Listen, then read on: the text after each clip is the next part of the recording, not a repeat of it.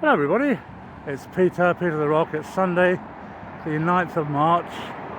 I'm heading south, crossing the M4, and you can see lots of traffic coming this way, heading towards the east in that direction, and there's a gap in the motorway between the eastbound and the westbound sides, as you can see down there, which makes this footbridge a bit of a roller coaster.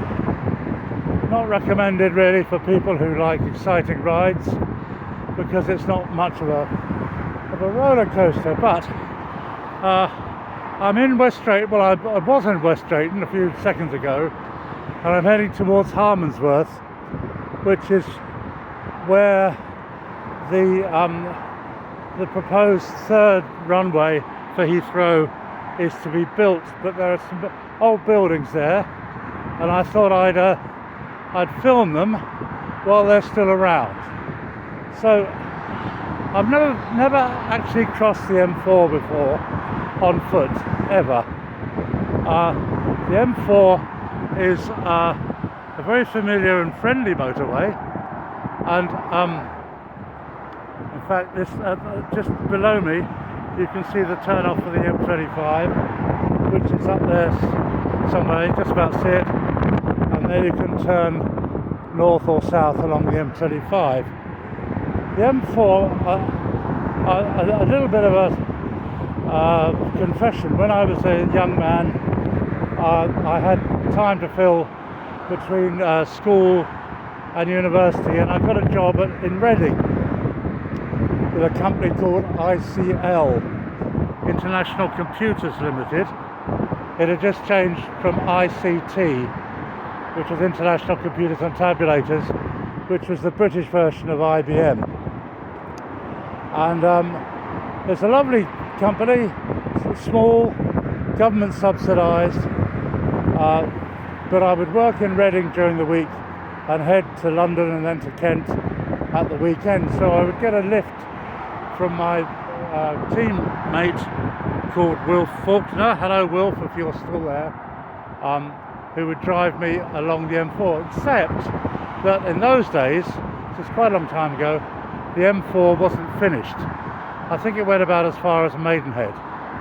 So you can imagine the excitement as we'd head east out of Reading on a Friday night and eventually arrive at the brand new motorway, or the start of it, around about Maidenhead. So that's my history and my association with the M4. Being a motorway with which I was very familiar, it's sort of reached a point in my, well, not my heart, my liver, I don't know. But anyway, the other interesting thing is that I used to meet Wilf to give me a lift back to Reading on Sunday night at Hanger Lane Gyratory, still there. And one evening he didn't turn up, or something happened. Anyway, I missed him. So it's getting late, 10 o'clock Sunday night. So I hitched down to the M4 along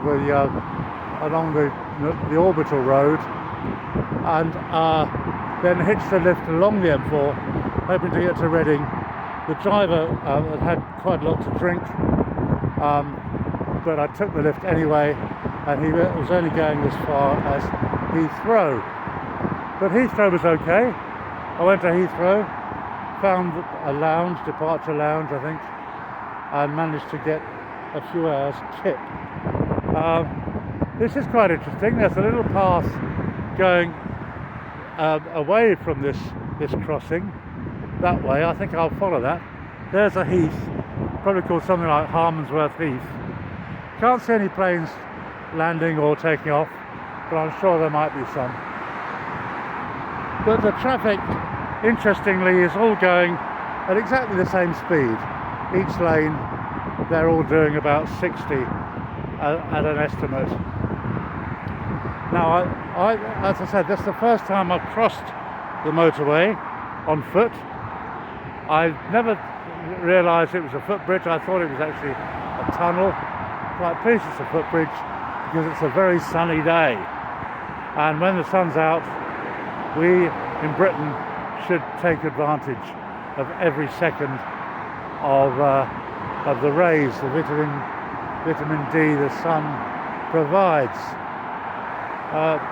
So, a little bit of history of me, a little bit of interest on the M4.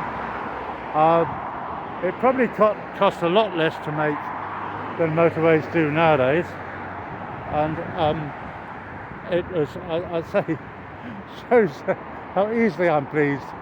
But when I was a young man, 18, 19, it was quite exciting to go on a motorway.